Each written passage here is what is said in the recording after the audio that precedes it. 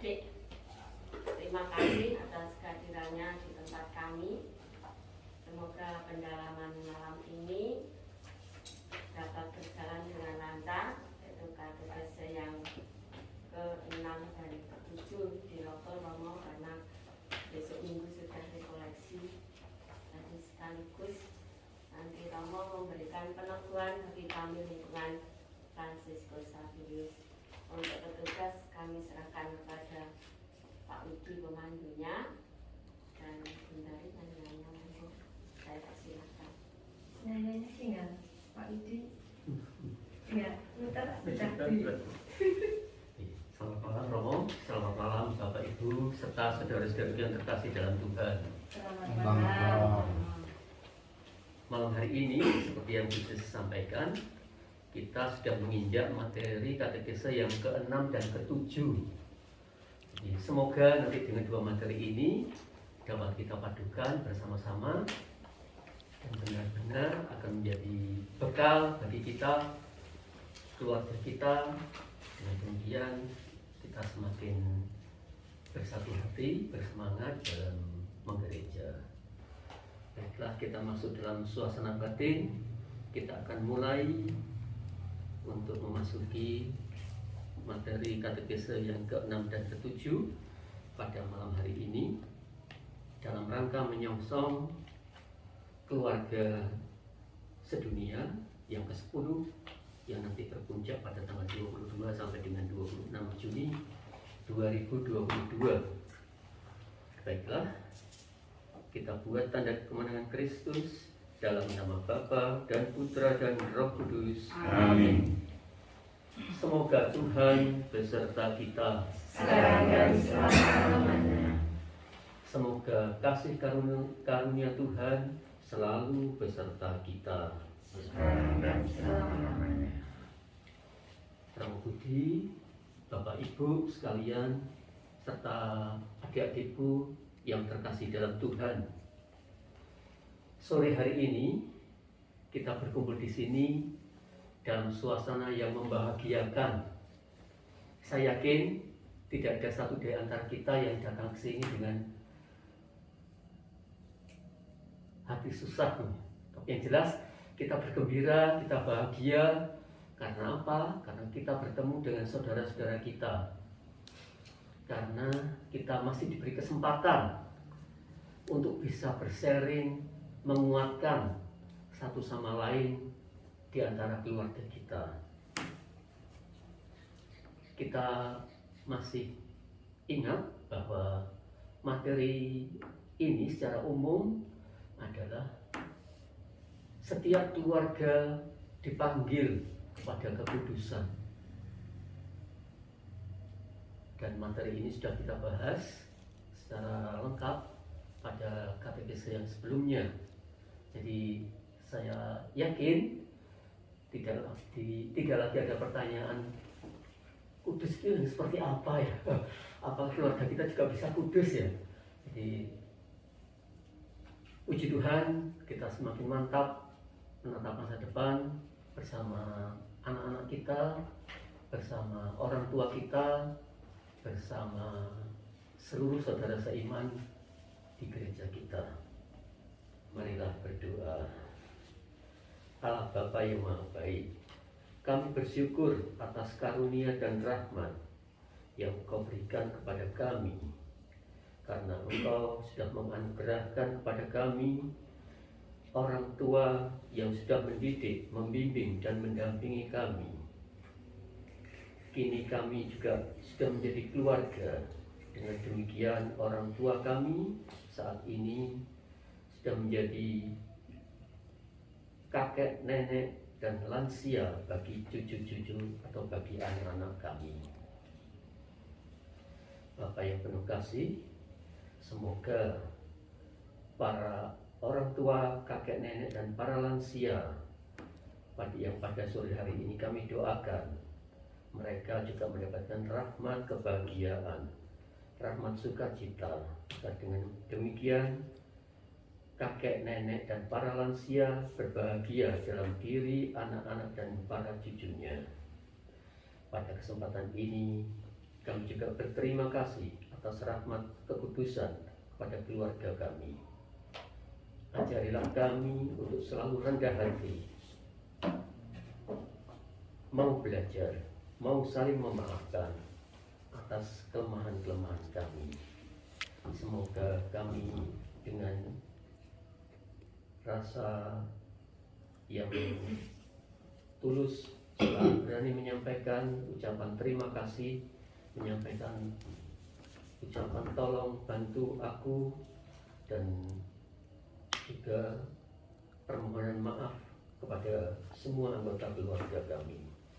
Karena dengan demikian Engkau sendiri yang akan hadir bersinar di dalam keluarga kami, dan Engkau sendiri yang akan memimpin keluarga kami. Semuanya ini kami mohon dengan perantaraan Kristus Tuhan kami. Amin. Tuhan sertamu. Dan sertamu juga. Inilah Injil Tuhan kita Yesus Kristus menurut Santo Lukas. Dimuliakan Tuhan.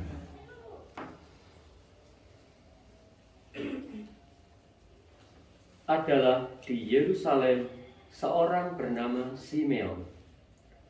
Ia seorang yang benar dan saleh, yang menantikan penghiburan bagi Israel.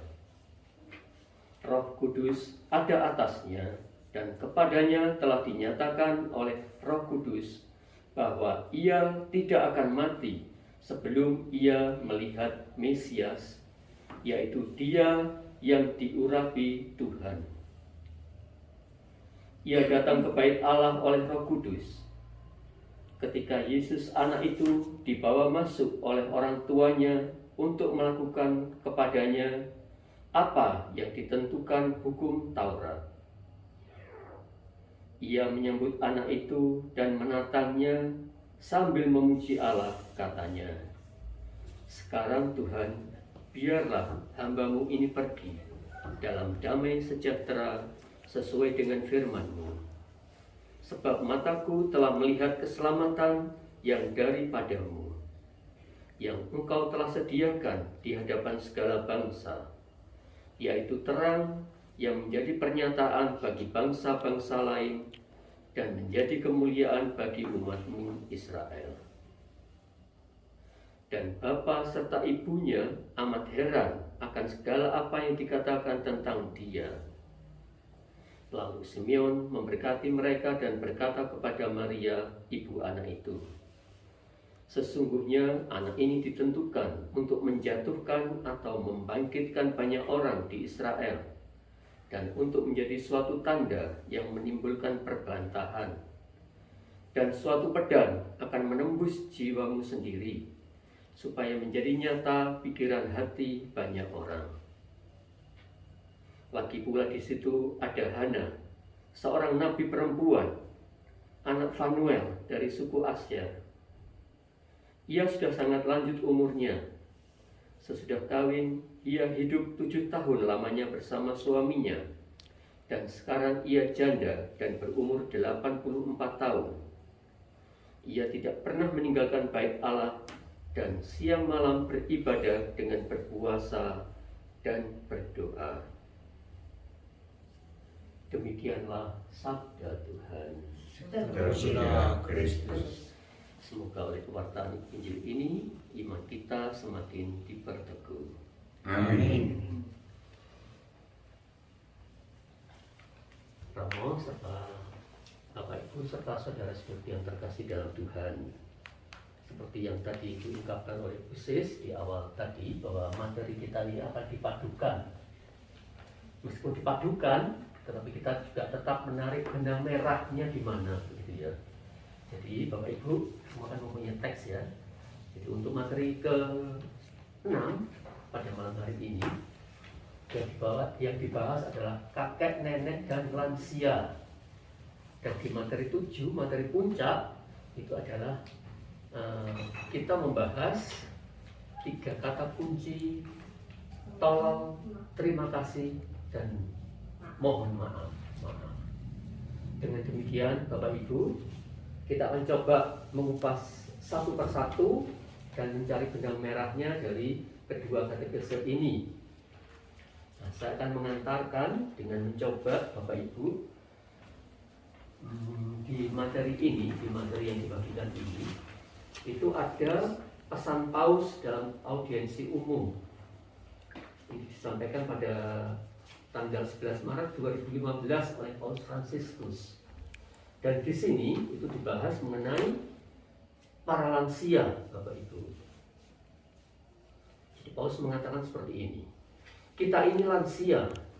Gereja tidak dapat dan tidak ingin menyesuaikan diri dengan mentalitas ketidaksabaran dan apalagi ketidakpedulian dan penghinaan terhadap usia lanjut. Saya akan jelaskan kata ini ya. Jadi gereja itu tidak berkompromi, tidak bisa menyesuaikan diri dengan mentalitas ketidaksabaran, ketidakpedulian, penghinaan terhadap usia lanjut. Jadi gereja sangat menghormati mereka yang mempunyai usia lanjut. Kita harus membangkitkan kembali rasa syukur bersama, penghargaan, keramahan yang membuat orang berusia lanjut merasa menjadi bagian hidup dari komunitas. Para lansia kita adalah pria dan wanita, ayah dan ibu yang datang sebelum kita di sejarah kita sendiri, di rumah kita sendiri, dalam pergumulan sehari-hari untuk kehidupan yang layak. Mereka adalah pria dan wanita yang darinya kita telah menerima begitu banyak. Mereka yang berusia lanjut bukanlah orang asing. Kita akan menjadi lansia itu dalam waktu dekat atau jauh, dan itu tidak terhindarkan meskipun kita tidak memikirkannya. Dan jika kita tidak belajar bagaimana memperlakukan orang yang lebih tua dengan lebih baik, begitulah kita akan diperlakukan. Jadi pesan Paus Fransiskus pada audiensi umum tanggal 11 Maret 2015, Bapak Ibu. Nah, dari kata-kata singkat ini, Bapak Ibu, itu kita diajak masuk dalam sharing pada malam hari ini, Bapak Ibu. Jadi sharing pertama itu kita diajak setelah membaca dan merenungkan pesan Paus tadi pada kakek dan nenek dan para lansia, apa kira-kira pesan apa yang bisa kita petik dari apa ini pesan yang disampaikan oleh Paus Fransiskus, Bapak Ibu. Saya kira cukup jelas nih Bapak Ibu ya, pesan Paus sangat jelas. Apa kira-kira, saya boleh dibantu mungkin?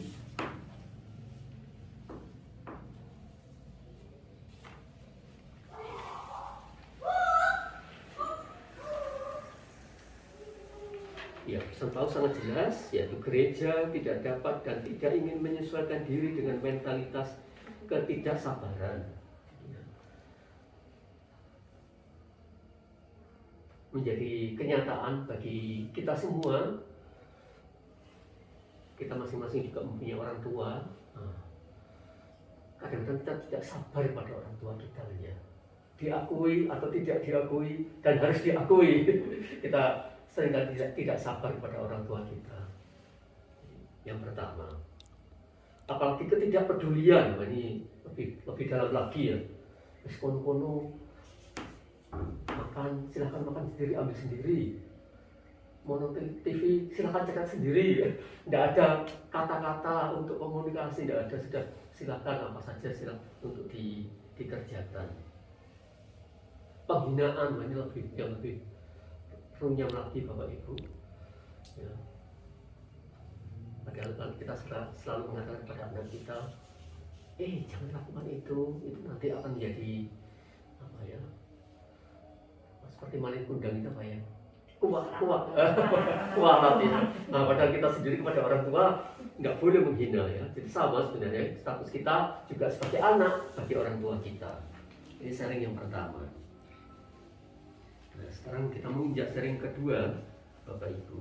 Kira-kira sebagai keluarga, apa yang sudah kita lakukan untuk orang tua kita, untuk kakek nenek kita, untuk para lansia kita.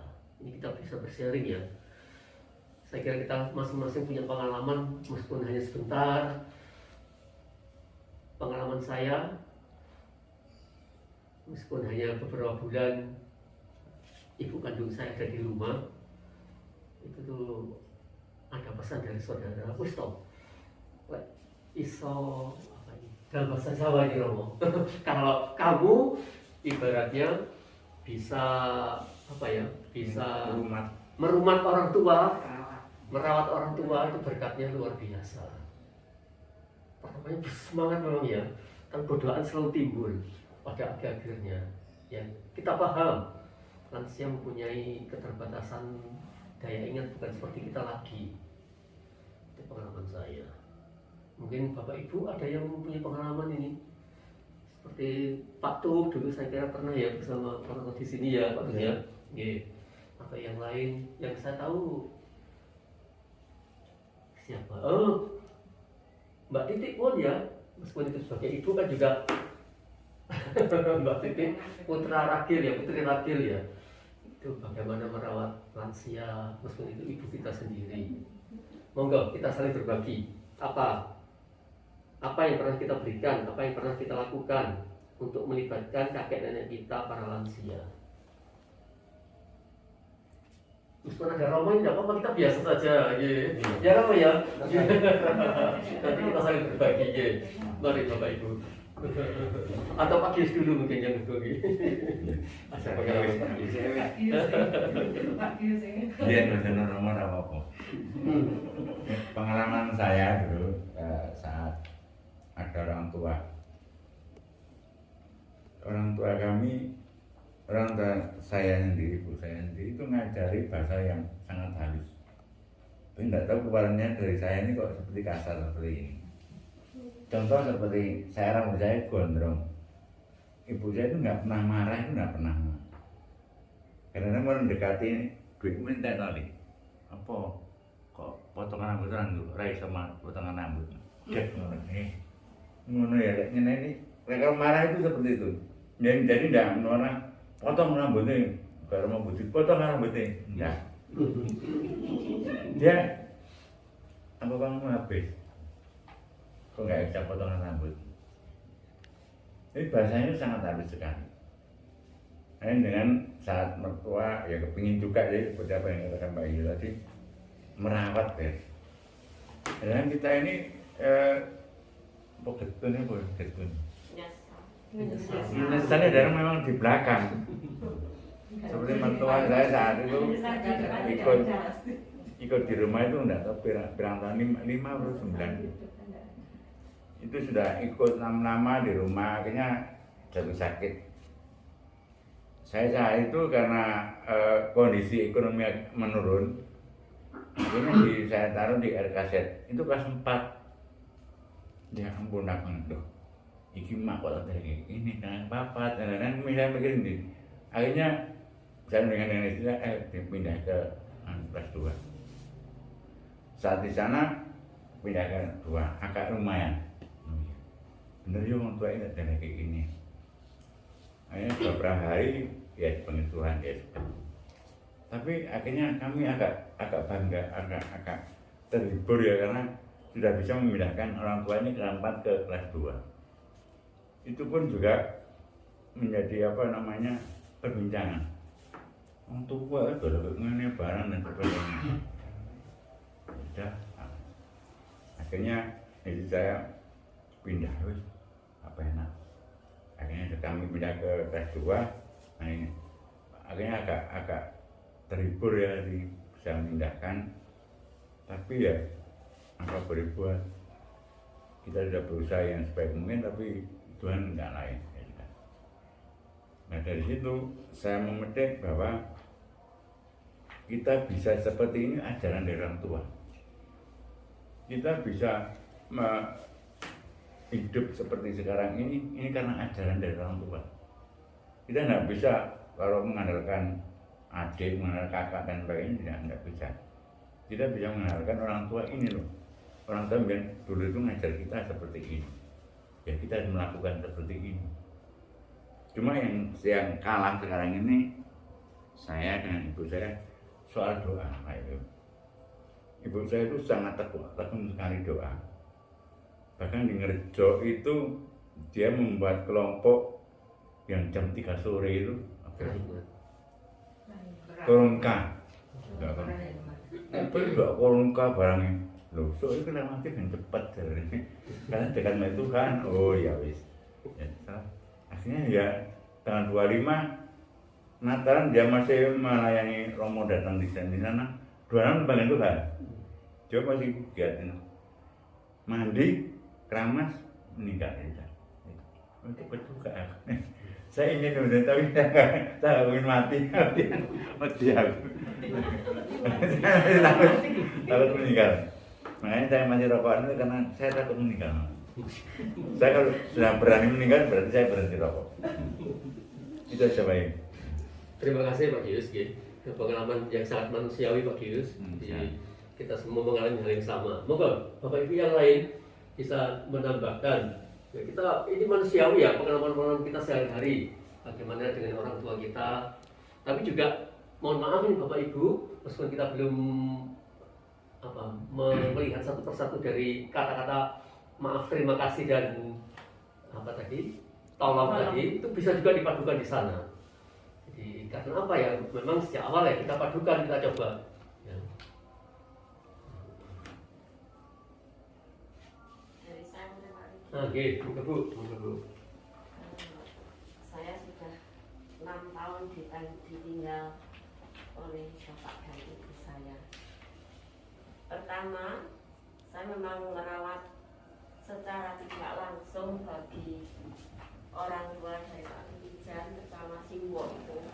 Mau nggak adanya juga pamitnya sama saya, minta dibuatkan ngomong-ngomong juga ke saya, minta baju satu setel itu ke saya. Itu yang sampai sekarang itu masih saya kenang untuk Simbo dari Pak Wijan. Kemudian tidak selang setelah 1000 harinya ternyata ibu saya sendiri itu saya pulang. Saya memang waktu ibu masih ada, bapak masih ada, setiap tahun saya pulang.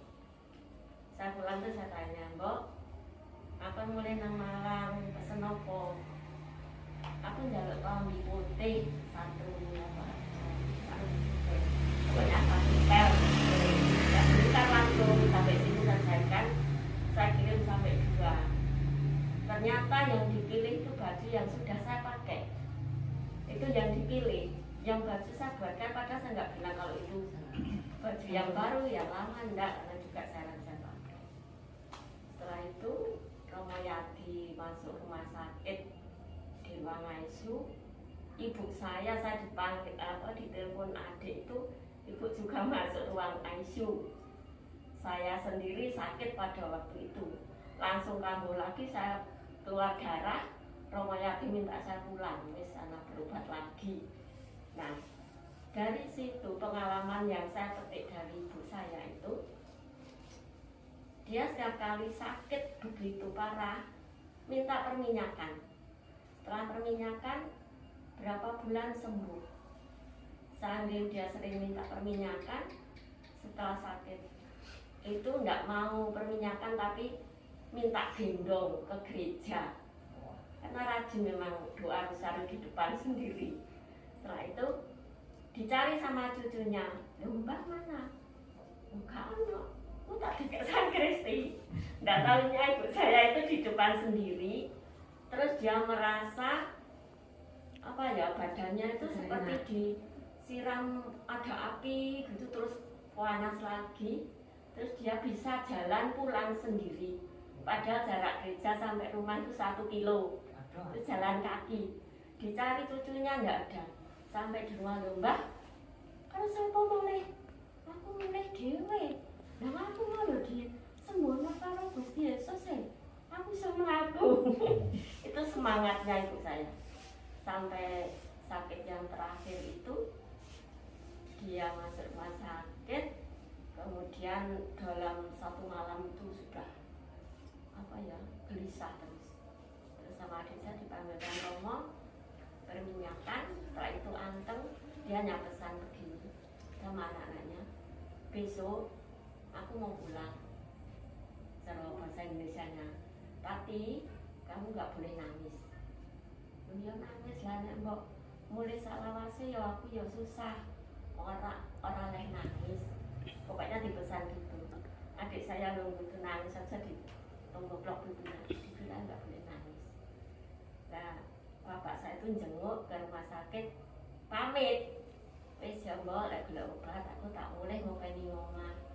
Aku melu muli. Jadi bapak saya sampai gerbang rumah sakit, ibu terus nggak ada.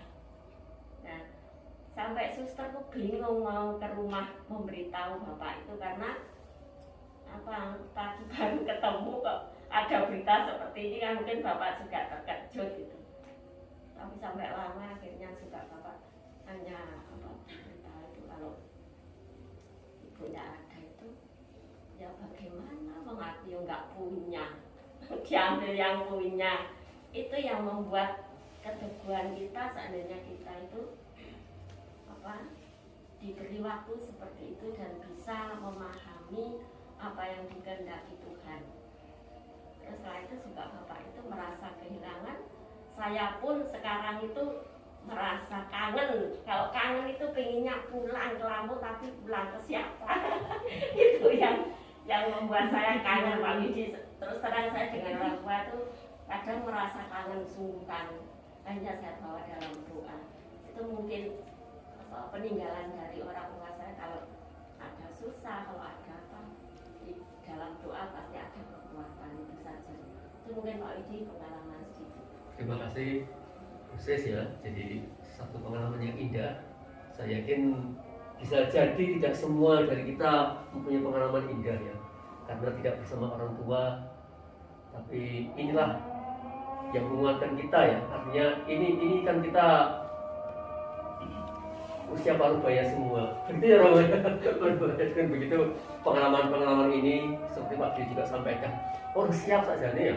Tapi ya semuanya sudah apa ya, ada jalan di depan kita masing-masing. Terima kasih Bu Sis. Monggo yang lain juga bisa menambahkan. Ini saya Ya, ini monggo Pak Jum. Monggo. orang tua. Saya itu pernah waktu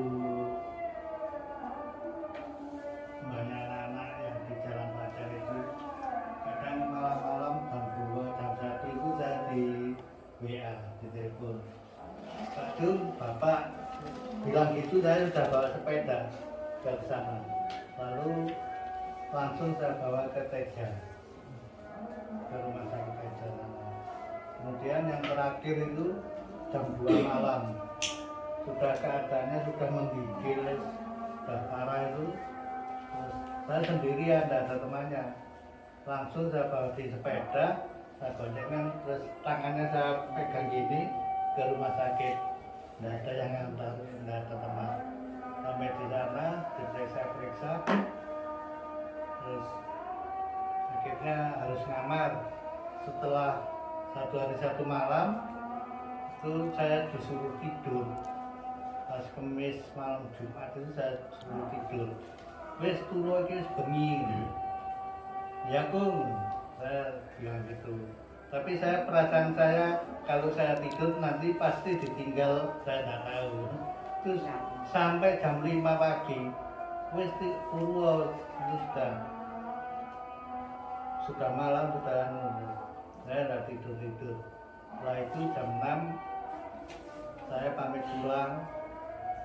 Kemudian saya pulang ke sekolah jam 9 itu yang jaga ngantin saya di sana bilang, Pak, ke rumah sakit kok Rimba sudah menurun keadaannya. Saya ke sana itu sudah dibantu oksigen itu pengawasannya, hingga sampai tidak ada itu. Kemudian yang kedua ibunya anak-anak. Waktu itu mau ke rumahnya Mbak Titi, setengah 7 minta makan goreng telur itu. Setelah itu saya mau berangkat ke doa, Pak, aku pijetono gitu. Loh, kenapa? Pusing nggak? Memang dok. Setelah itu saya enggak jadi ke doa, terus minta dipijiti itu. Setelah itu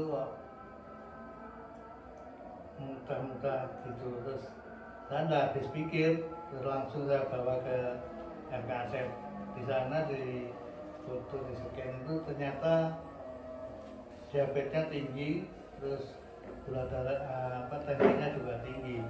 Akhirnya sudah pecah pembuluhnya. Terus saya jam 1 malam itu sama anak saya, Pak, sampai pulang wae sampai adik pulang. Jam 6 pagi itu saya sudah ditelepon, Pak, ke rumah sakit, kok ibu kok sudah kritis gitu. Saya cepat-cepat ke rumah sakit, ternyata sudah tidak ada. Nah, itu peristiwa yang saya alami kali itu dari saya. Terima kasih Pak Jogja. Jadi Bapak Ibu, kita semua mengalami pengalaman-pengalaman yang pada intinya bisa jadi kita menyesal kemudian. Artinya kita sudah memberikan terbaik, tapi juga ternyata ada sesuatu yang terlewat di sana. Itu yang menjadi tema pada malam hari ini, pengalaman Bapak Ibu yang disampaikan seperti itu. Misalnya nih, contoh seperti yang Pak Gio sampaikan, ibuku sabar banget, aku kok ya orang sama ibu. Nah itu kan juga hendak menyampaikan bahwa kita belum, masih jauh dari sempurna, tapi lebih baik orang tua kita. Ini yang menjadi ungkapan dari Bapak Ibu semua, Bapak Ibu. Dan coba akan kita kemas lagi, lebih dalam lagi, kalau Bapak Ibu nanti akan kita hubungkan dengan tema yang ketujuh. Tolong, terima kasih dan minta maaf ya, karena ini juga saling berkaitan kalau menurut saya. Atau sebelumnya mungkin Romo sudah memberikan mungkin tema ini sedikit kurang pas gitu Romo juga bisa memberikan kata kunci supaya kami juga bisa mengalir lebih dalam ke sana. Bagian terakhir ya. Saya sering sebagai bukan pastor tapi sebagai anak. Sebagai anak, siap ya Romo. Nah, karena pertanyaannya apa yang kita buat untuk orang tua kita. Nah, saya punya pengalaman pribadi hidup dari kecil sampai sudah jadi pastor pun kita masih tidur satu kamar dengan orang tua. Jadi pulang rumah tuh selalu tidur sama orang tua. Jadi ya ada kamar tapi kadang ya tidur di ruang tamu ya, semua tidur di situ aja. Nah itu pengalaman menarik, buat saya menarik. Tapi yang penting adalah saya dapat selalu dipesan sama oma, karena opanya sudah nggak ada, tinggal oma. Lalu oma dia kasih pesan, kalau kamu masih bisa merawat orang tuamu dengan baik, rawatlah dengan baik, supaya pada suatu saat kamu jangan menyesal. Nah itu jadi pegang sampai sekarang. Saya juga biasa kasih pesan sama anak-anak, ya entah keluarga atau siapapun, biasa kita kasih pesan, kalau masih punya orang tua, lebih baik rawatlah dia sebaik mungkin, supaya jangan kau menyesal pada suatu saat. Nah ini akhirnya terbawa sehingga sebagai anak ya berusaha memberikan yang terbaik, sehingga pada suatu ketika kakak saya itu dia yang paling tua, dia duduk dan mengatakan, dia bilang, dulu waktu kita semua sekolah, kalau kita pulang dari sekolah terus bawa nota dari sekolah, bayar uang SPP. Nah waktu bayar SPP, kita pergi ke mama, besok bawa uang SPP. Nah di situ mama nggak punya uang, tapi tidak pernah bilang kalau tidak ada uang. Enggak, dia cuma bilang oke. Selalu ada. Oke, berapa? Oke, dia cuma bilang oke. Ternyata setelah oke itu keluar dari pintu belakang, pergi minjam tetangga. Lalu kita ini duitnya. Nah ternyata waktu itu kakak saya dia lihat kalau mama ini selalu kalau kita uang sekolah nggak ada, dia minjam di tetangga, tapi nggak pernah bilang kalau susah kita minta. Nggak pernah. Ini dia. Akhirnya dia bilang, karena dia yang paling tua, dia bilang ya sama, mereka ini sekarang kita semua sudah dapat kerja, mereka ini dulu waktu kita susah mereka nggak pernah bilang kalau susah. Enggak. Oleh karena itu mulai sekarang langsung kakakku dia kasih ultimatum kami semua sampai hari ini, karena dulu orang tua mereka tidak pernah apa namanya, waktu susah mereka tidak pernah menyampaikan susah itu, tapi mereka hanya mengatakan oke. Jadi mulai sekarang langsung dipesan, siapapun kita, termasuk kau Budi jadi pastor, tidak ada cerita, ini sebagai anak, oke? Jadi diberikan pesan yang saya ini pesan inspirasi yang bagus. Jadi dia bilang dulu kalau orang tua mereka tidak ada uang, mereka hanya mengatakan oke. Sekarang kita juga mengatakan satu kata yang sama untuk kita masing-masing sebagai kakak beradik dan sebagai orang tua. Apa maksudnya? Kalau kakak mau minta tolong, saya tidak punya handphone, kau harus jawab oke. Berapa? Setelah itu kau pergi dan cari. Mama kalau tanya, Budi saya punya ini baju tidak ada ini, oke. Mama perlu berapa baju? Oke. Saya tidak punya, saya akan pergi cari. Nah ternyata kakak saya bilang, supaya kau ingat kembali dulu, orang tua melakukan hal yang sama.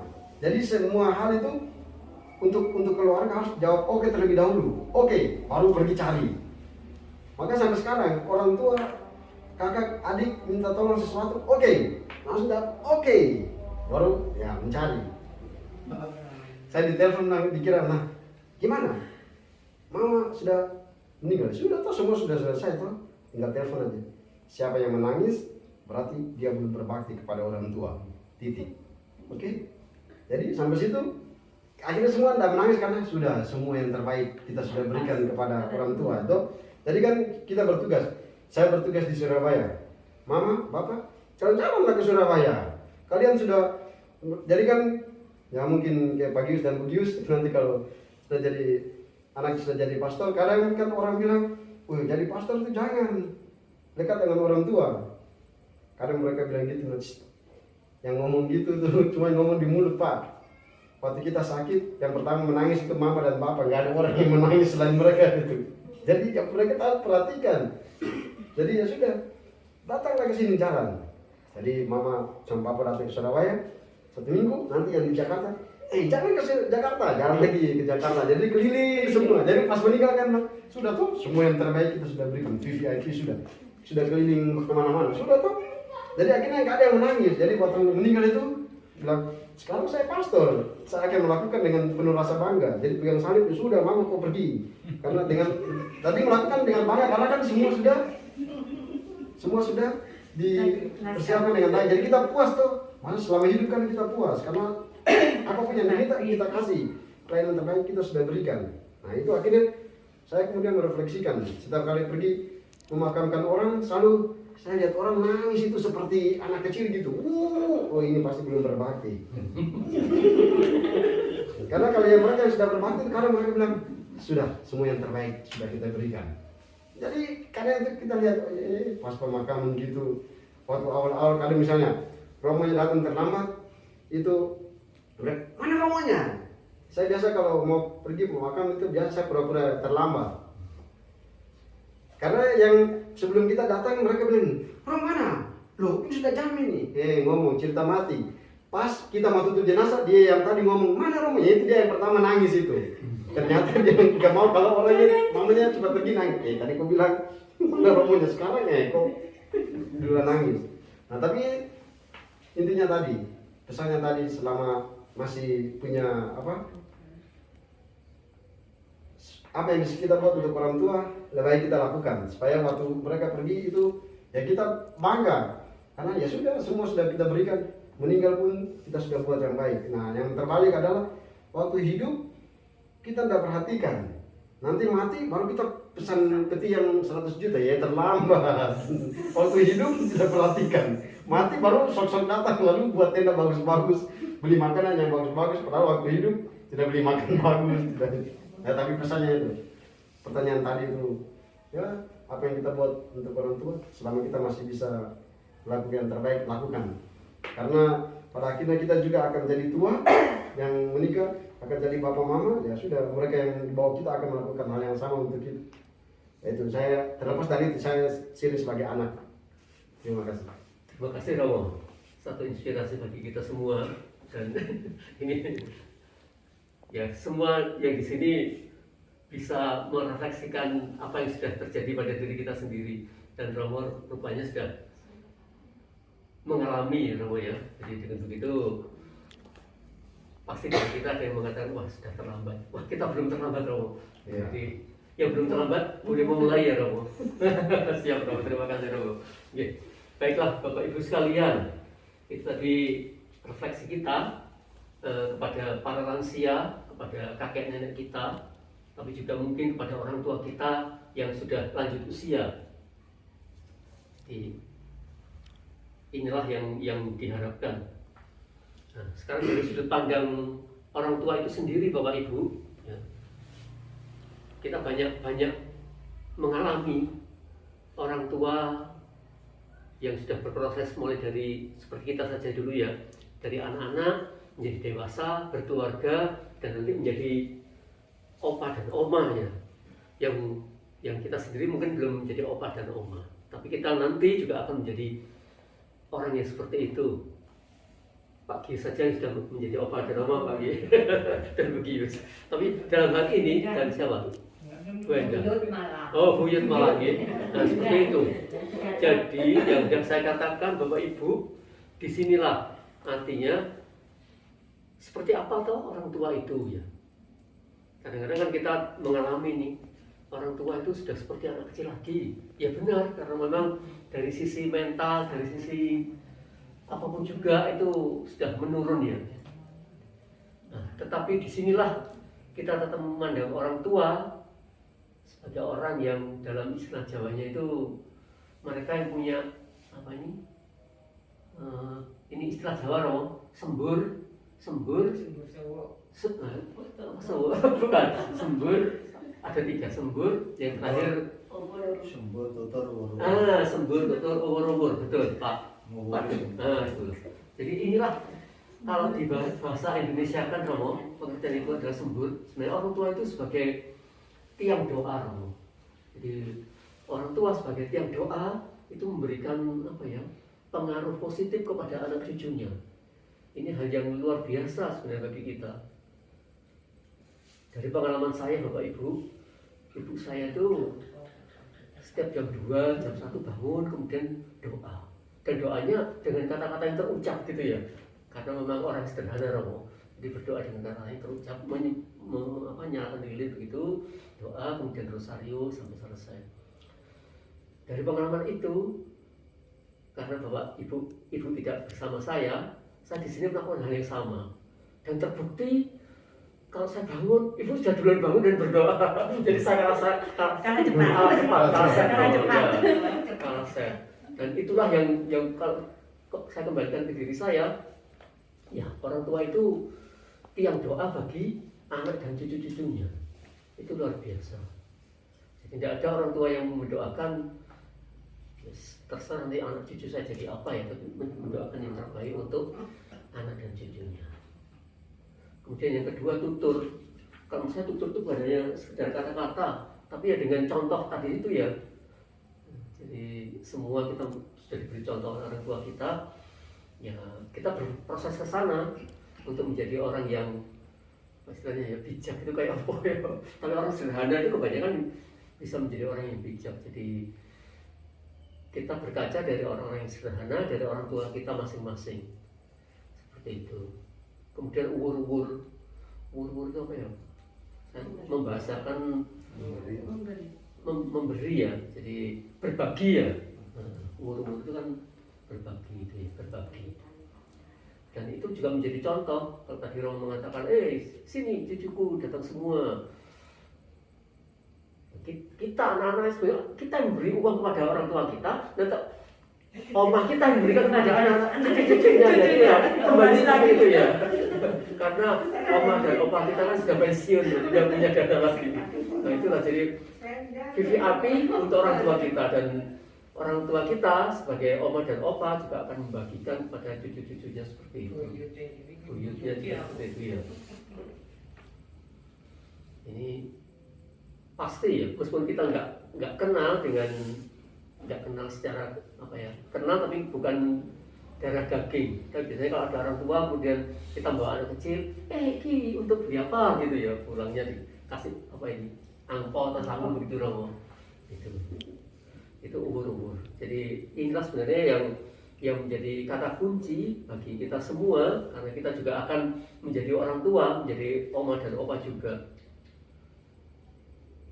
Dari sisi apapun kita diminta siap.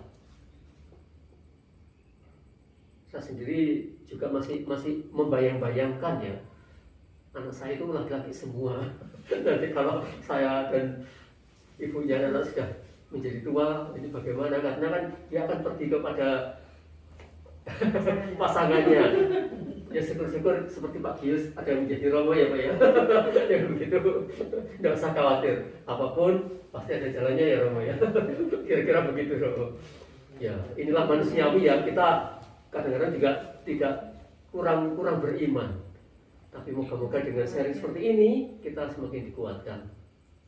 Itulah sisi-sisi dari pandangan tentang orang tua, kemudian filosofi orang tua yang coba hari ini kita bahas bersama-sama.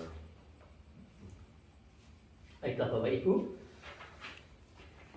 kita coba hubungkan materi 6 ini dengan materi yang ke-7, yaitu kita diminta untuk selalu dengan ringan hati, dengan rendah hati mengatakan tolong, maaf, dan terima kasih.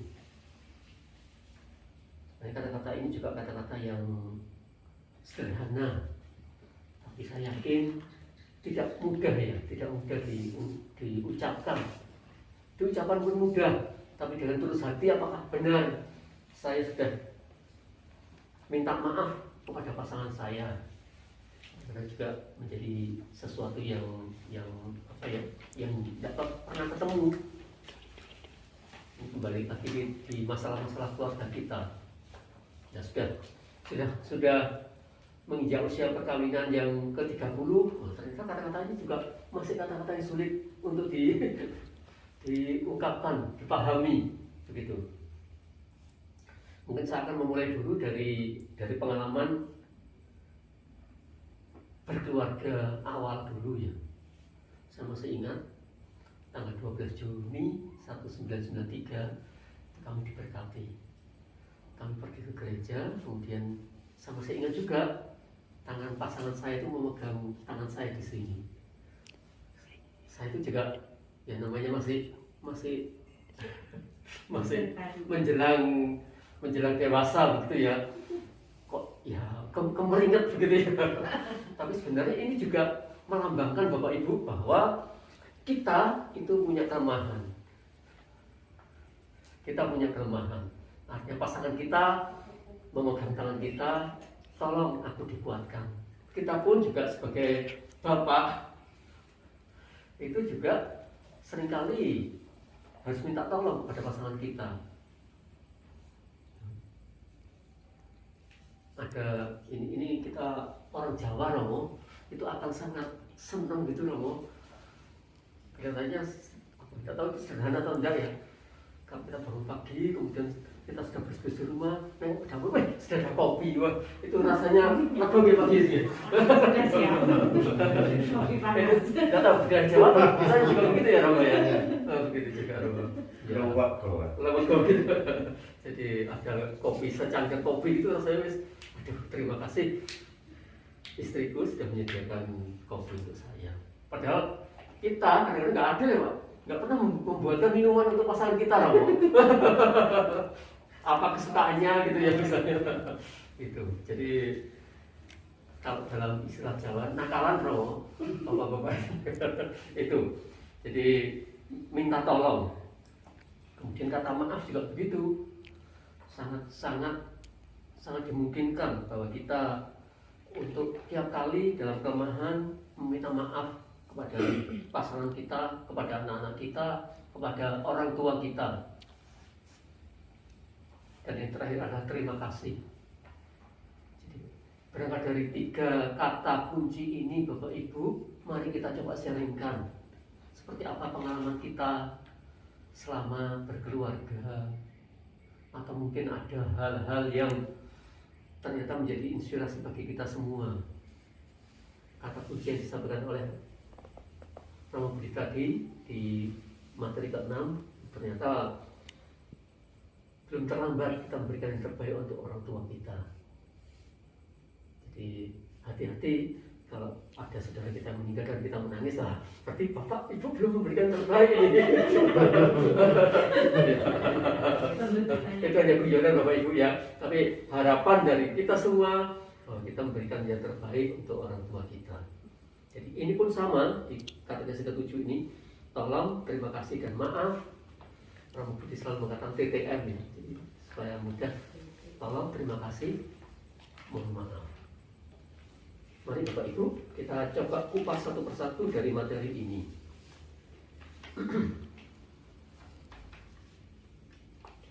Coba kita pandukan dari sharing yang ada. Berikan contoh di mana saya belajar untuk berkata pada keluarga kita, tolong, maaf, dan terima kasih. Apakah Bapak Ibu punya pengalaman? Saya yakin ini kan nggak datang dengan tiba-tiba.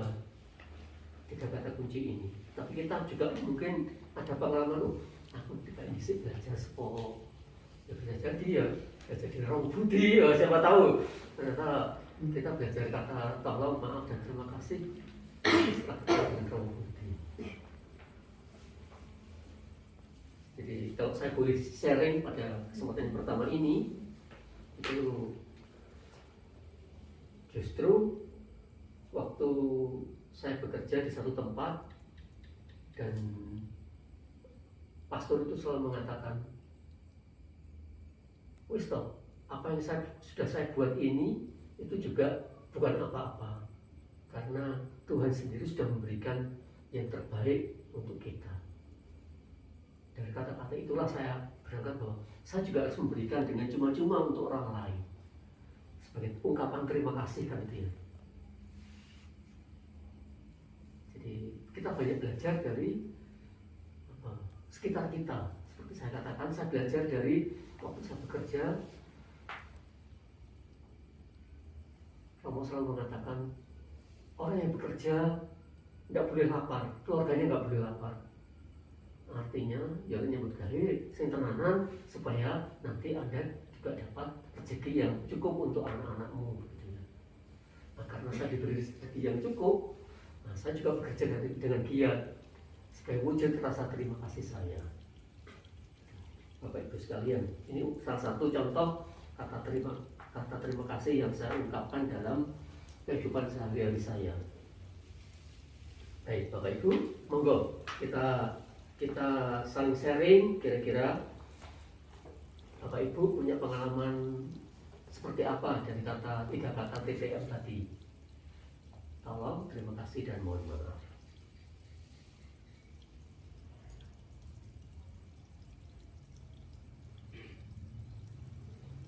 Ini sejenak.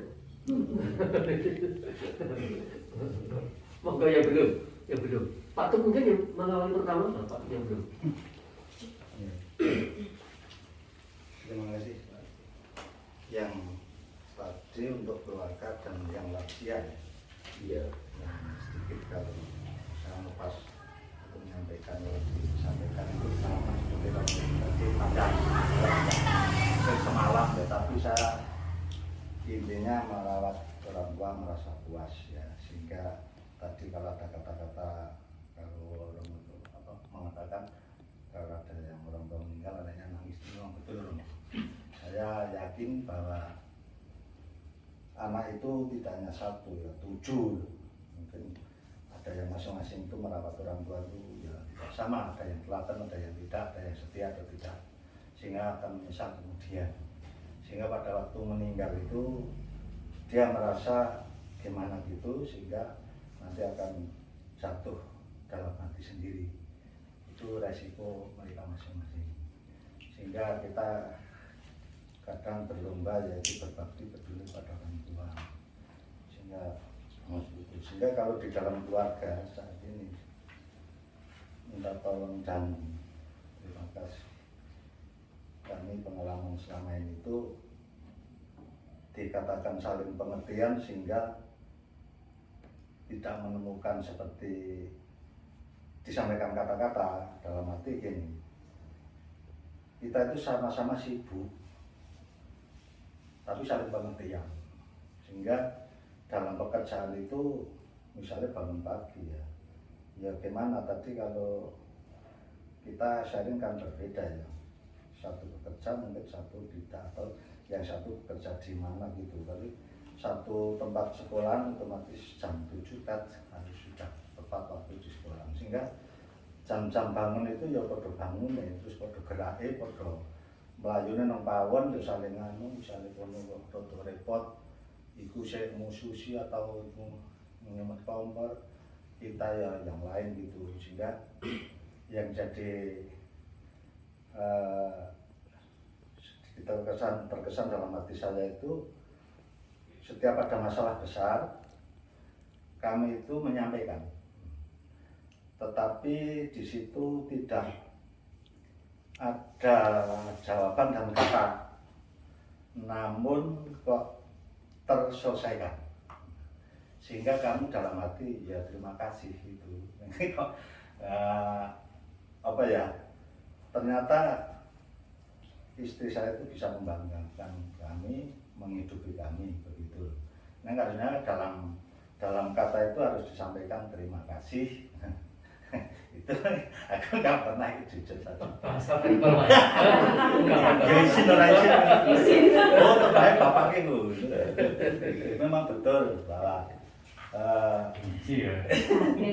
nggak gitu lagi. Maksudnya itu istri saya itu memang ya meni iya, akar peranong ini nggak ada. Tapi kalau di situ apa ya, ada gerakan yang sekiranya itu apa ya, untuk memenuhi kebutuhan yang akan membuat nantinya itu celaka atau malah membahagiakan, itu kan sudah disampaikan, tapi kok nggak ada jawaban itu. Saya sebenarnya ya, oh istri saya, terima kasih kalau begitu. Dalam hati itu saya sendiri itu merenungkan gitu, oh bojoku ternyata ya nanti sematur nuwun.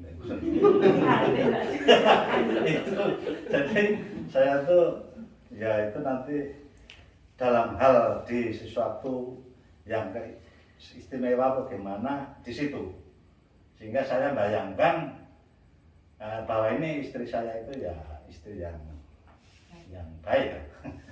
Sehingga baik ya gimana, semua istri mesti baik, tapi kan sehari pada malam itu disampaikan bahwa ya minta tolong, ya terima kasih atau minta maaf atas kesalahan saya. Jelas saya banyak kesalahan, tapi istri saya itu diam, tidak negur.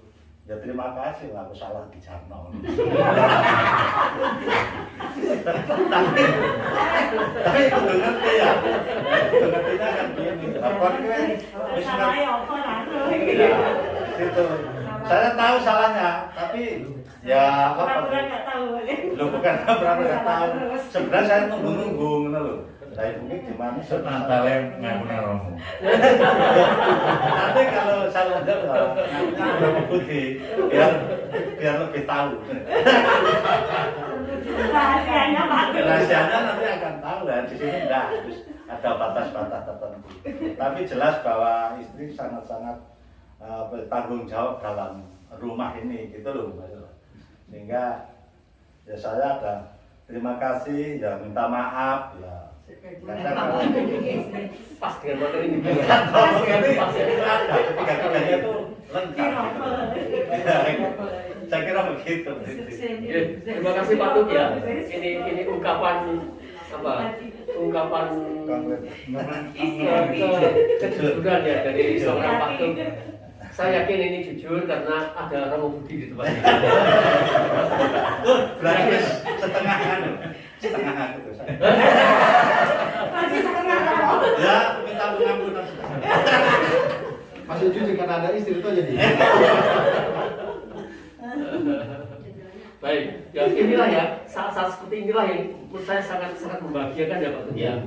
Nah, kita berkumpul di sini ya, kita saling mengungkapkan apa yang jadi kekurangan, kelebihan, kekurangan kita ya Pak Tuk ya, bukan kekurangan pasangan kita, kelebihan pasangan kita. Tapi juga pada malam hari ini juga menjadi satu bahasan yang menarik karena semuanya dikemas dalam tiga kata tadi. Ya kalau yang satu kurang, lemah gitu ya, yang satu menutup dengan menolong. Terima kasih Pak Tuk ungkapannya gitu. Ini ungkapan iman Romo. Ungkapan iman dari Pak Tukijan. Baik, Bapak Ibu sekalian, karena Pak Tuk Dagong ya, apakah masih Dagong yang lain gitu ya. Jadi betul Bapak Ibu, ya malam hari ini kita mencoba apapun yang kita sampaikan, karena nanti Romo juga akan memberikan peneguhan untuk kita semua. Kalau tadi Romo selaku anak, nanti terakhir Romo selaku pastor ya Romo ya. Saya yakin begitu. Jadi baiklah Bapak Ibu, 3 kata kunci yang sekarang kita bahas ini itu memang masih ada pertanyaan kedua Bapak Ibu, dan sebenarnya juga sudah terjawab. Kapan saya mengatakan tolong, terima kasih, dan maaf ya, Pak sudah menjelaskan sampai poin yang kedua saya kira. Tapi yang ketiga, apa yang menghambat? Saya yakin ya tidak mudah mengucapkan itu. Kalau saya boleh waktu ya, memakai contoh Pak Tuk perlu waktu sekian hari mungkin ya, tidak tahu harinya berapa hari waktunya. Tapi malam hari ini bisa terungkap seperti itu adalah hal yang sangat luar biasa. Ya. Jadi bagi saya, apa yang menghambatnya? Banyak faktor Bapak Ibu. Ya. Tapi yakinlah bahwa semua saudara yang di sini adalah saudara seiman yang mau mendengarkan. Jadi, mendengarkan itu juga tidak mudah Bapak, karena mendengarkan itu yang satu mengatakan, yang satu diam. Atau mungkin yang istri kita marah, pasangan kita marah, kita diam. Itu sesuatu yang tidak mudah. Sambil saya melihat guru saya di sana. Gitu ya, Pak. Ya. Mengungkapkan semuanya. Ternyata tidak mudah, betul Bapak Ibu ya. Bisa diem, tapi kalau sudah ada sesuatu tiba-tiba meledak, itu kan juga ternyata meledak itu efeknya sangat panjang ya. Kita menjadi pusing, kita menjadi pengalaman pribadi ya. Seperti itu Bapak Ibu.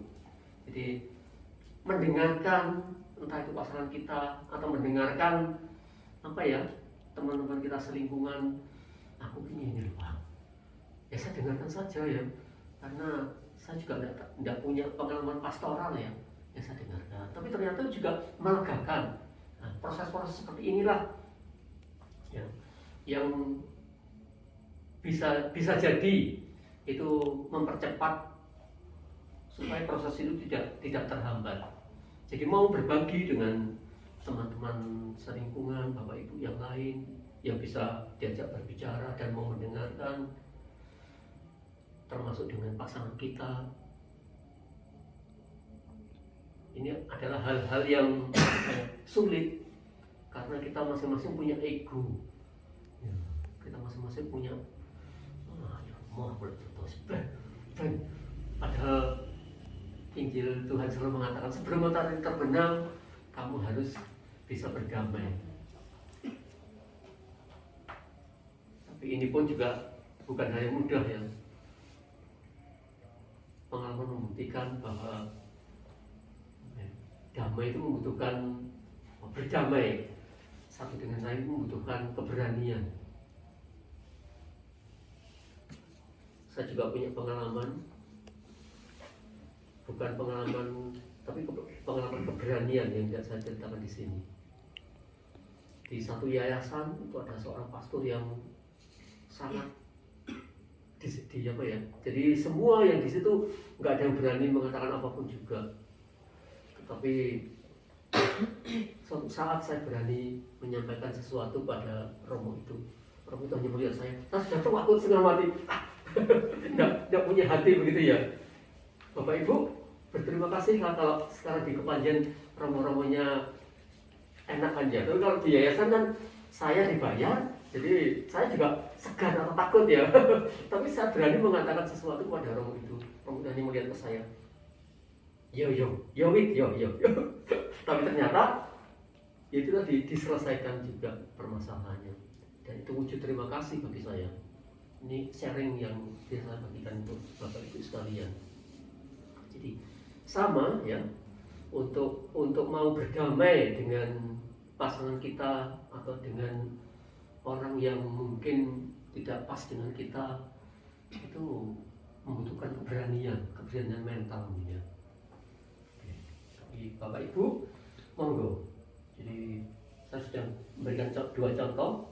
Yang menghambat ya satu ego, yang kedua kita tidak punya keberanian ya, atau mungkin kita gengsi wis ben ngono sampai 7x7 ya saya akan diam saja.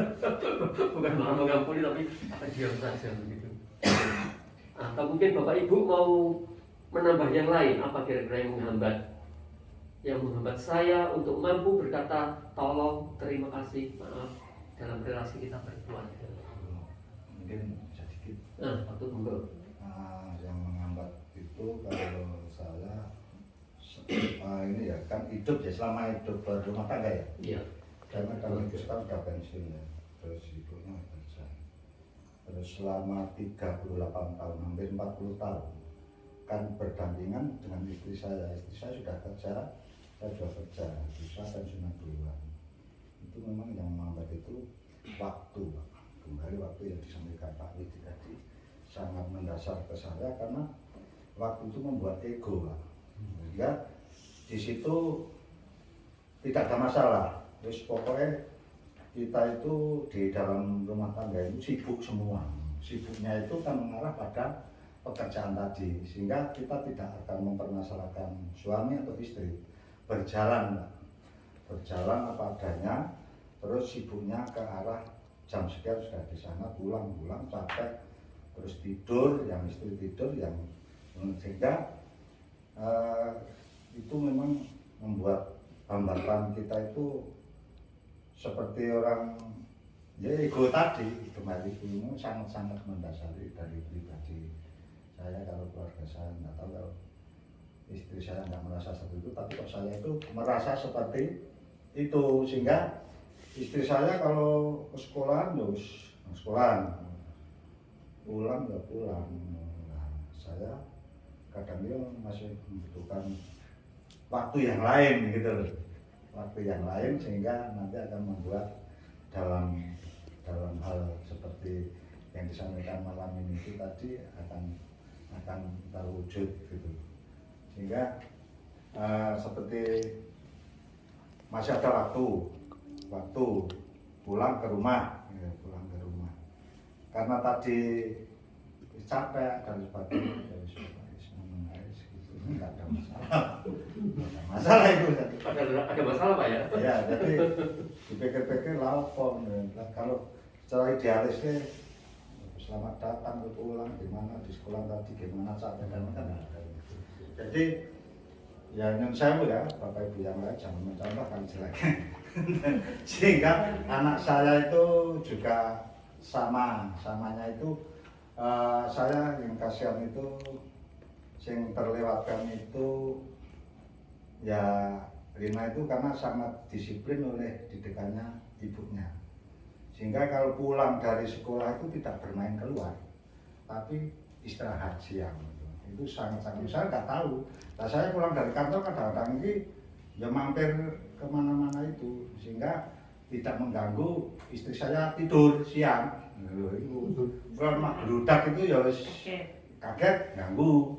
Nah, mulai tekan jam 4 kira-kira tak mampir ngene Bu Endang kono kok piye ngobrol. Aku sebagai pengurus lingkungan ya karo ngurus-ngurus sing kepiye ngomong apa itu. Aku pas pulang, tapi pulang itu ya ora ditegur kok mulai sampai nyampein enggak, tapi terus lama-lama kok anak saya itu sudah besar itu terdidik seperti itu, sehingga malah seperti kita itu sudah kok wis anakku gede gitu, para mengkan itu seperti itu, sehingga gimana Pak? Aku ngomong lu ketawa dong. Sampai di situ saja. Terima kasih. Jadi yang Pak sampaikan itu kalau boleh saya bantu di benang merahnya adalah miskomunikasi ya. Jadi salah komunikasi. Jadi yang satu seperti ini, yang pasangannya seperti itu. Dan ini wajar Pak tuh, wajar. Ya.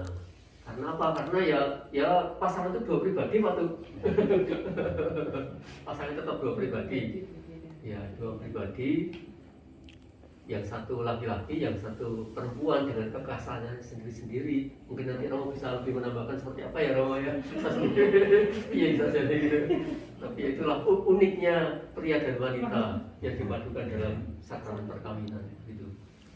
Okay. Jadi kita sudah menemukan tiga kata yang menghambat ya untuk mampu berkata tolong, terima kasih dan maaf dalam berrelasi pada pasangan kita dan keluarga. Baiklah Bapak Ibu sekalian, pengalaman-pengalaman inilah yang memang harapannya dari pertemuan keluarga sedunia ke-10 ini, kita diharapkan menemukan kesegaran baru. Nah, seperti apa nanti kesegaran baru yang akan kita dapatkan? Ya tidak lain adalah bersumber dari Tuhan sendiri. Saya selalu mencari kata-kata kunci ya, dan kata-kata kunci itu apa? Tidak sulit dilakukan karena ada di kitab suci semua, Bapak Ibu. Jadi Bapak Ibu sekalian, nanti Romo bisa menambahkan, meneguhkan.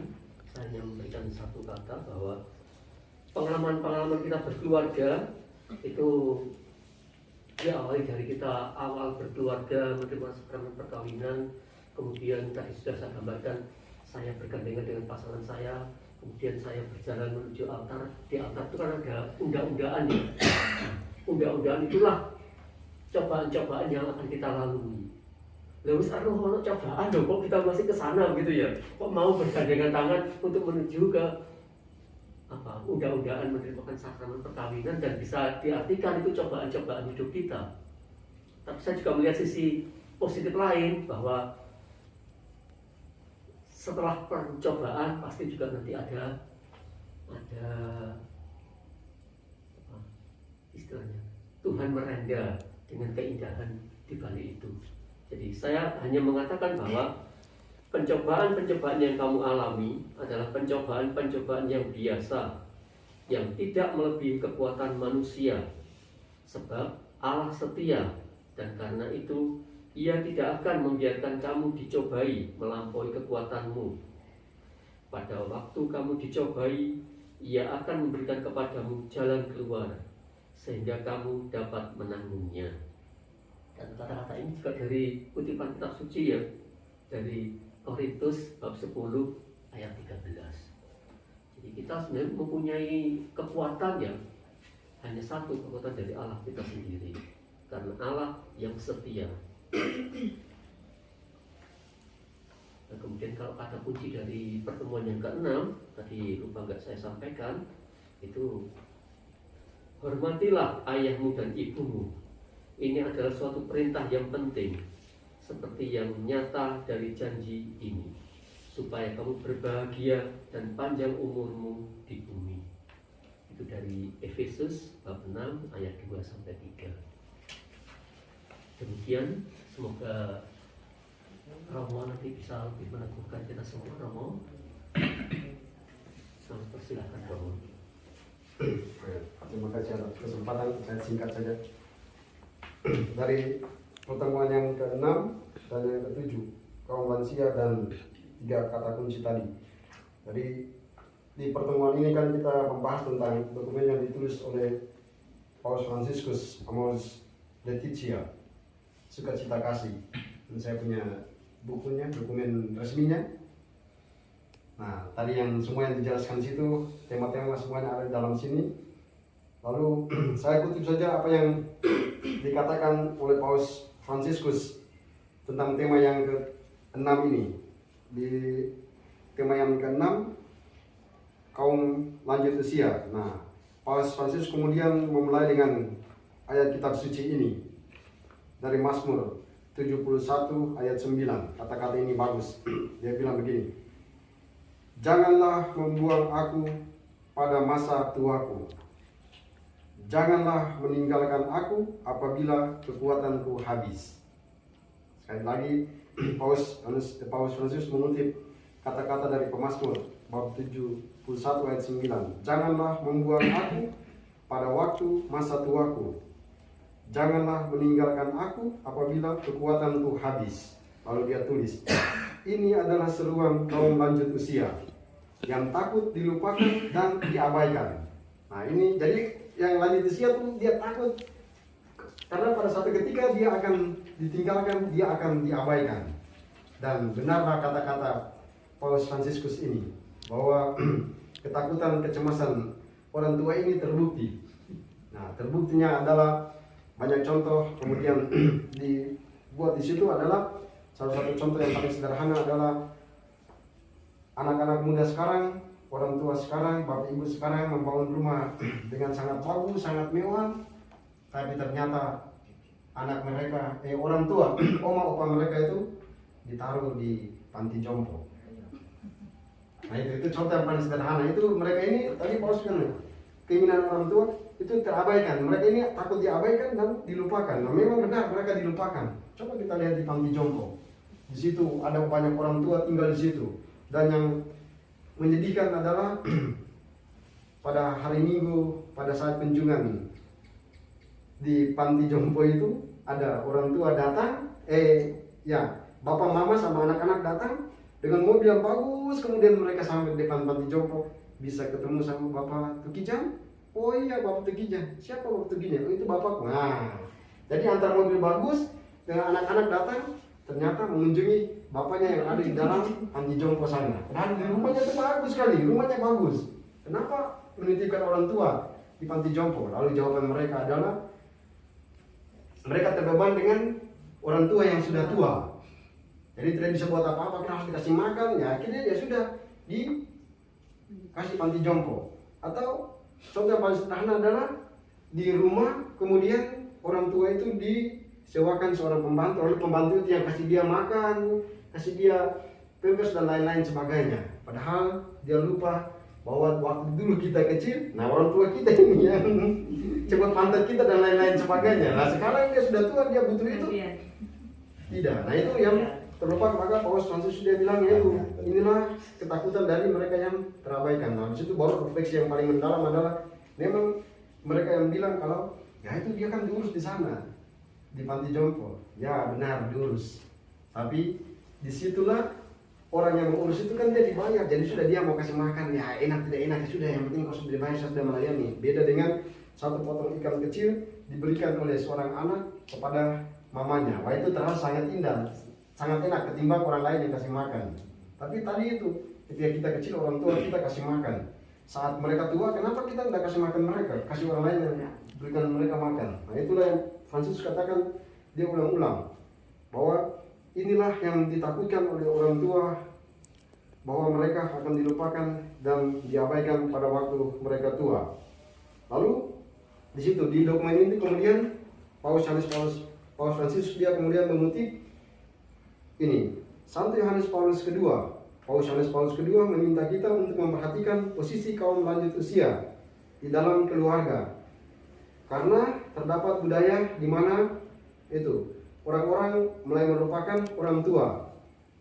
Lalu di situ dikatakan bahwa Paus Fransiskus kemudian mengatakan pada hari lansia dia bilang begini, kita semua ini ada karena orang tua kita, para lansia itu ada. Maka dia kasih kekuatan kepada lansia, kamu jangan merasa diri lemah tapi harus kuat karena generasi ini ada karena kalian. Nah jadi generasi kita ada itu karena ada orang tua kita. Maka mereka ini harus merasa bangga karena kehadiran mereka. Tapi dikatakan itu, Paus Yohanes Paulus II kemudian menekankan supaya memperhatikan kedudukan para lanjut usia di dalam kehidupan berkeluarga. Lalu muncullah dokumen yang ditulis oleh Paus Yohanes Paulus II. Nah, ini sebenarnya dia lebih awal berbicara khusus tentang keluarga, Familiaris Consortio. Nah, dia bicara khusus tentang keluarga itu diterbitkan tahun 1981. Nah, sehubungan dengan ini, Paus Fransiskus dia kutip apa yang dikatakan oleh Yohanes Paulus kedua. Nah, di situ salah satu dokumen yang berbicara tentang keluarga itu, yang khusus juga berbicara tentang kaum lansia. Paus Yohanes Paulus kedua kemudian mengutip kata-kata yang paling bagus dari kitab Amsal bab 17 ayat 6, dia katakan begini, mahkota mereka yang lanjut usia adalah melihat anak cucu mereka.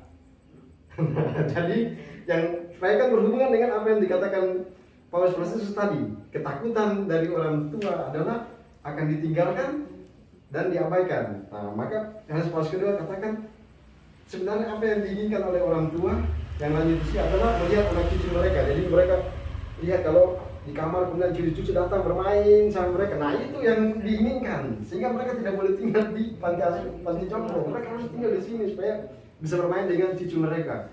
Walaupun sudah ada cucu, ada yang mengunjungi. Nah, itulah yang diinginkan oleh para lanjut usia. Maka dua paus ini berbicara banyak tentang keluarga ini, mau menekankan bahwa yaitu sering yang terlupakan adalah mereka yang lanjut usia. Dua paus ini katakan yang sering terlupakan adalah yang lanjut usia. Lalu dia bilang begini, masalah Paus Fransiskus dia bilang terkadang orang merumuskan keluarga itu adalah bapak, mama, anak, titik, selesai. Padahal dia bilang keliru, bapak, mama, dan orang tua kita. Nah itu yang lengkap. Nah dia hanya mau bilang bahwa kita pada saat bersamaan yang sudah menikah adalah orang tua. Tapi di saat bersamaan juga dia adalah anak-anak, ada orang tua. Nah lalu Paus bilang sebenarnya masalah yang paling banyak terjadi dalam kehidupan keluarga itu bukan suami istri, bukan anak dengan orang tua, tapi yang paling banyak adalah menantu sama ibu mertua dan lain-lain. Nah itu. Lalu dia katakan sebenarnya yang masalah yang sering terjadi itu cepat terselesaikan adalah antara suami dan istri. Marah, kok ini gini. Nah sudah selesai, habis itu sudah, bentar dia makan, nah sudah selesai. Cepat selesai. Apalagi anak dipukul, kau ini gini. Sebentar selesai. Tapi yang lama adalah menantu sama itu sering lama dan itu waduh terbawa kemana-mana. Nah ini yang sering terlupakan. Orang tua itu yang kita punya opa oma itu sering terlupakan. Padahal mereka ada baru ada kita. Kita ada karena ada mereka. Nah itu yang sering terlupakan. Jadi dari kedua ini dua paus ini menekankan supaya dua generasi lansia ini harus diperhatikan secara baik dan benar, karena tadi kita ada, mereka sudah memperhatikan kita. Orang tua harus memperhatikan anak-anak. Maka di situ ada sebuah video yang bagus dikisahkan dengan sangat baik, adalah ada satu oma, dia berdiri di depan rumah, terus ada bapak dan ibu sambil pegang anak. Jadi bapak ini dia gendong anak sama nyanyi. Tiba-tiba anak ini dia kencing, kenalah baju bapaknya, ibunya juga kena. Bapaknya dia marah sama anak ini, goblok, tak, kayak marah-marah gitu. Oma ini dia berdiri dari jauh, akhirnya dia marah kepada bapak dan mama ini. Kenapa kamu harus pukul anak dan tidak tahu apa-apa itu? Kalau saya lihat begitu saya sakit hati. Karena dulu juga kalian juga kencing di saya baju ini, tapi saya tidak pukul kalian. Nah, kenapa kami harus pukul mereka? Dulu kami tidak pernah pukul kalian begitu, berarti kamu belum jadi orang tua yang baik. Nah itu, jadi kan akhirnya di dokumen ini dia katakan bahwa banyak hal terjadi di satu generasi itu karena diceritakan oleh generasi sebelumnya. Jadi generasi yang sebelumnya mereka mengingatkan generasi yang sekarang tentang hal-hal yang baik terjadi pada masa lampau. Nah kita tahu sekarang karena ada generasi yang dulu menceritakan. Nah dua dokumen ini kemudian mereka mengisahkan banyak tentang keluarga itu, nanti bisa dikopi dan bisa dibacakan waktu sebelum tidur. Nah itu yang pertama. Lalu kemudian masuk ke yang kedua tentang tolong, terima kasih dan maaf. Nah ini sebenarnya refleksi dari Paus Fransiskus ketika merayakan sebuah perayaan Ekaristi dalam khotbahnya pada tahun berapa saya sudah lupa, itu tentang keluarga kudus. Nah keluarga kudus, lalu dia memberikan khotbah yang sangat indah tentang maaf dan lain-lain ini. Dia bilang begini, tidak ada suami yang sempurna, tidak ada istri yang sempurna, tidak ada anak-anak yang sempurna. Itu kuncinya. Karena ketika kita menikah dengan seseorang, itu kita sementara menikah dengan orang yang tidak sempurna. Setiap orang punya kesalahan. suami pasti punya kesalahan, istri pasti punya kesalahan, anak-anak pasti punya kesalahan. Maka dia katakan tidak ada istri yang sempurna, tidak ada orang tua yang sempurna, tidak ada anak-anak yang sempurna. Itu kunci pertama. Jadi harus disadari pertama. Oke, nah itu pertama. Kemudian dia ajak kita untuk masuk untuk merenungkan maaf. Pertama tolong, baru terima kasih, baru maaf. Nah, ide yang paling sederhana dijelaskan dalam setiap khotbah orang menikah adalah tolong yang pertama sebenarnya sudah terjadi ketika tadi Pak Widi sudah memberikan sedikit. Jadi tolong yang pertama sudah dipraktekkan pada saat orang baru mau menikah, baru menjadi keluarga. Itu adalah istri itu dia punya baju kan panjang toh, wah sulit. Nah kalau dia jalan sendiri pasti dia jatuh, maka harus ada suami di situ, dia pegang, tadi dia tarik. Nah itu tolong yang pertama. Lalu mereka menaiki tangga, itu tolong yang pertama. Jadi dijelaskan di situ waktu bajunya panjang terus suaminya pegang. Nah itu gambaran bahwa kesulitan di keluarga itu pasti ada kesulitan karena baru pertama saja baju sudah susah, di jalan aja sudah susah. Maka itu gambaran kesulitan dalam keluarga. Nah oleh karena itu suami harus ada jalan bersama-sama. Nah mereka berjalan kemana? Jalan ke altar. Nah mereka berjalan menatap ke depan. Masa depan itu harus jalan bersama-sama. Kesulitan harus dilewati. Nah kemudian mereka naik tangga. Tangga-tangga gereja itu, trap-trap gereja menuju ke altar itu. Nah itu gambaran baru menikah nanti ada masalah ini. Tahun kedua masalah ini. Tahun ketiga jadi semakin tinggi tangga. Nah itu gambaran. Maka waktu naik itu tetap suami di samping sehingga dia pegang. Nah itu mau mengatakan dua-dua harus berjalan bersama-sama untuk menyelesaikan masalah itu. Maka dia katakan tolong, harus ada tolong di situ. Nah tolong di situ kemudian dia kasih gambaran yang paling sangat sederhana lah. Tolong ini sangat sulit untuk diungkapkan ketika orang sudah menikah. Jadi waktu menikah, pegang jadi sebagai bentuk pertolongan. Tapi setelah menikah sudah lupa. Dia kasih contoh begini. Jadi misalnya remote ini ada di sini, antiseptik ada di sini. Jadi hand sanitizer ada di sini, Pak Widi duduk di sini, istrinya duduk di sana. Nah sekarang istrinya mau bilang, Rosa mau bilang, Pak Widi mau minta supaya hand sanitizer ini dibawa ke sini. Nah kadang Pak Widi tinggal bilang gini, Ros, ambilkan itu hand sanitizer. Nah itu keliru. Yang diajarkan oleh Paus mereka katakan begini, yang benar adalah Ros, minta tolong ambilkan hand sanitizer itu.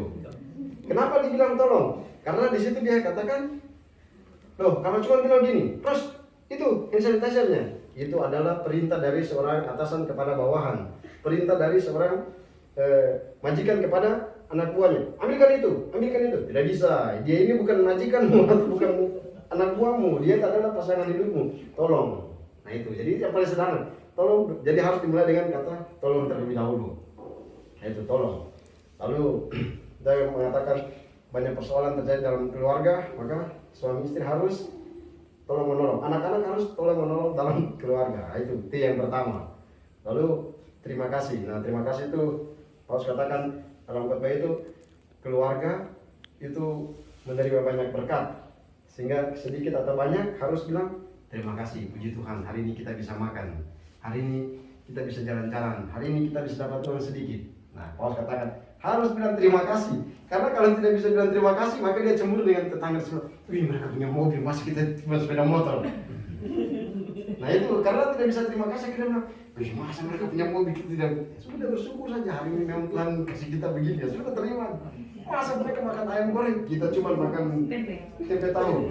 Ya bersyukur. Karena situ Paus katakan ketika apa yang sedikit itu kita terima, maka akan disyukuri, maka akan indah.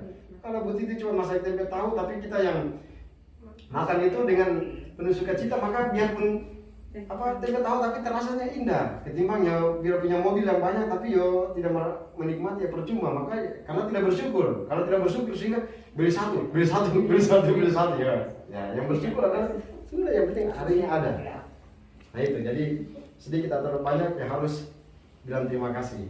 Demikian juga tadi dikatakan patut tadi ya sudah, apapun itu harus bilang terima kasih ya, terima kasih sebagai bentuk penghargaan. Hal yang terakhir, maaf. Nah, maaf ini kan tadi Paus katakan Tidak ada keluarga yang sempurna, tidak ada istri yang sempurna, tidak ada suami yang sempurna, tidak ada anak-anak yang sempurna. Hanya satu kata yang bisa menyempurnakan itu adalah kata maaf. Karena yang terjadi sekarang ini adalah suami dan istri berpisah karena tidak bisa sampaikan maaf. Orang berlarut-larut karena tidak ada kata maaf di sana. Hanya dia katakan, Yesus katakan, hanya kata maaf yang bisa mengubah segalanya. Orang marah, saya minta maaf. Nah, sudah langsung selesai. Tapi ketika tidak disampaikan, sudah akan berlarut-larut. Kalau dia katakan, ya sudah kita harus memaafkan karena Tuhan sudah terlebih dahulu memaafkan kita.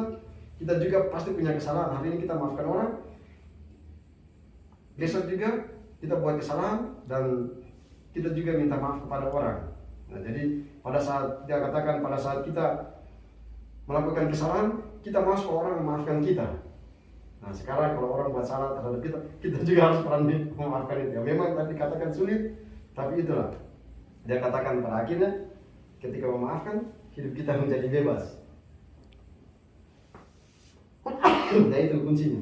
Tadi akhirnya di situ dirumuskan dengan sangat baik dalam Katekismus Gereja Katolik. Dari semuanya itu dikatakan di Katekismus Gereja Katolik nomor 2685, dia katakan keluarga adalah tempat pendidikan doa yang pertama. Tadi Pak Widi katakan keluarga adalah tempat doa pendidikan doa yang pertama. Jadi kita semua dibina menjadi seperti ini karena berasal dari keluarga. Keluarga adalah gereja kecil. Keluarga adalah tempat di mana anak-anak pertama kali menerima pelajaran iman lewat orang tuanya. Maka orang tua buat tanda salib, ya itu kan bukan guru yang ngajar, orang tua yang ngajar pertama. Dia bisa tahu ABCD, ya itu kan orang tua pertama. Maka dikatakan keluarga menjadi tempat sekolah pertama, menjadi tempat doa pertama, dan keluarga menjadi gereja pertama.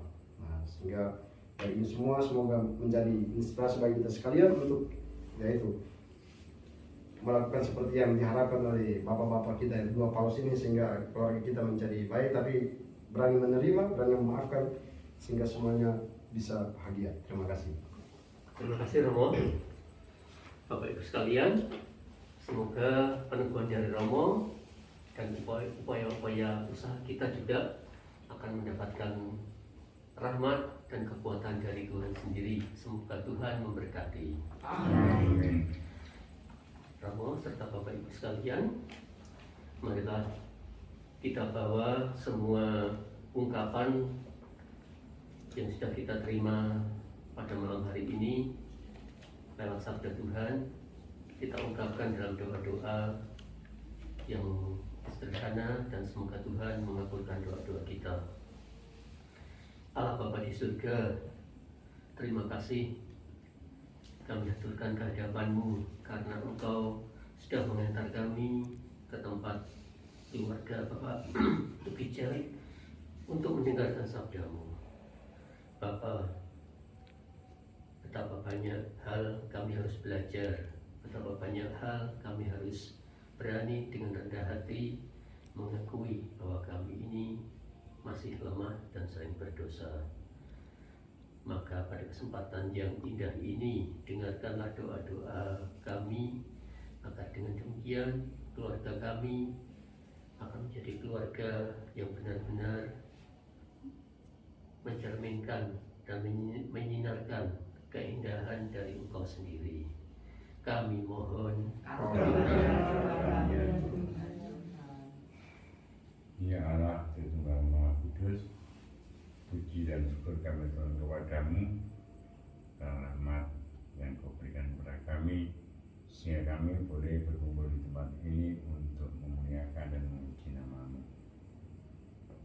Dalam pertemuan pada malam hari ini, banyak yang kami terima dari Romo dan dari saudara kami semua. Untuk itu ya Tuhan, berikanlah kepada kami hati yang rendah hati yang sangat kepada kami, sehingga kami boleh menerima dan melakukan kehendak-Mu di dalam keluarga kami masing-masing, di dalam masyarakat, sehingga kami tidak jatuh dalam dosa dan tidak akan ada kesombongan lagi. Tuhan, berikanlah juga kepada kami perlindungan-Mu, sehingga kami mampu untuk melakukan kehendak-Mu seperti yang telah Mu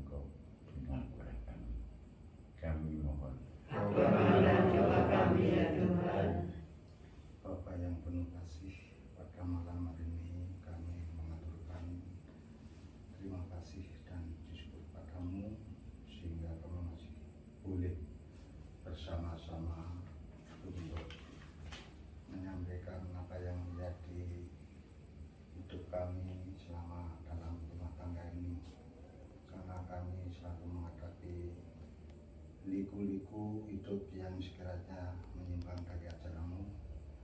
Semoga Bapa kami selalu kau antarkan, kau dampingi sehingga kami jalani hidup ini dengan rendah hati. Pada suatu saat kami akan Engkau panggil sesuai dengan apa yang kami lakukan di alam hidup ini.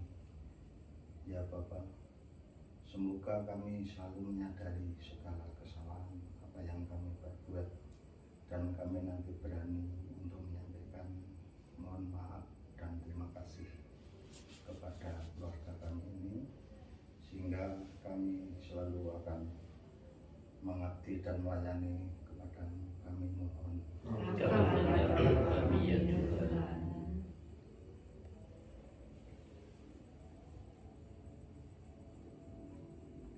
Pada kesempatan yang indah ini ya Bapa, kami juga berdoa untuk Romo Paroki kami, Romo Agustinus Marianto bersama Romo Putih yang sudah mendampingi umatmu di Paroki Kepanjen. Semoga kedua Romo kami ini selalu sehat, selalu bersemangat, dan dengan demikian kami bersama-sama dengan umatmu yang lain akan selalu mau berbagi sukacita kami kepada orang-orang lain. Kami mohon, Berkatilah kami ya Tuhan.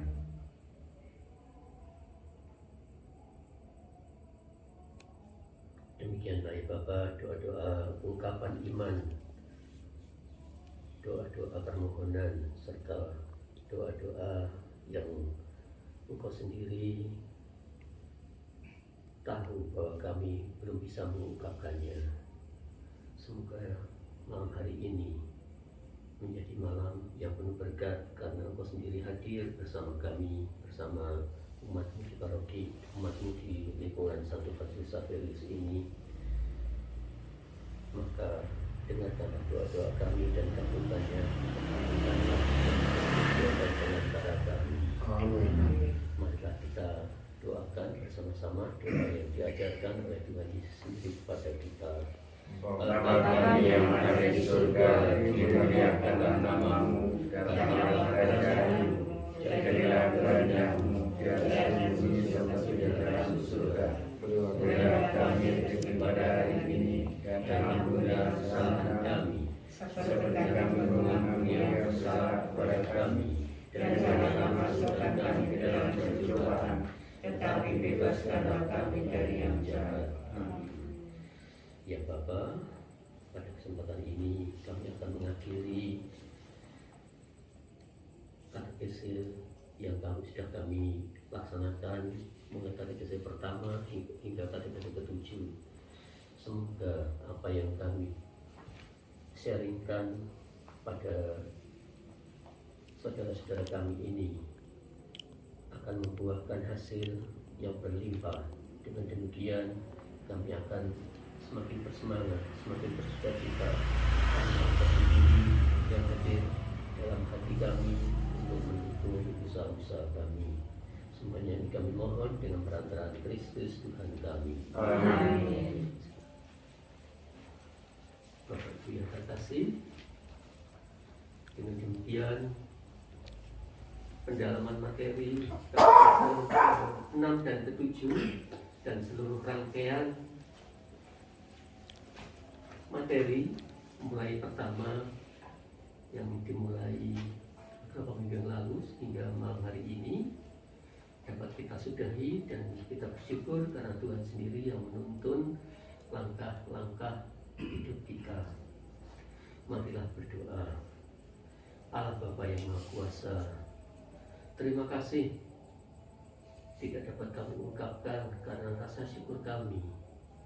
Engkau sudah memberikan semua yang terindah bagi keluarga kami masing-masing.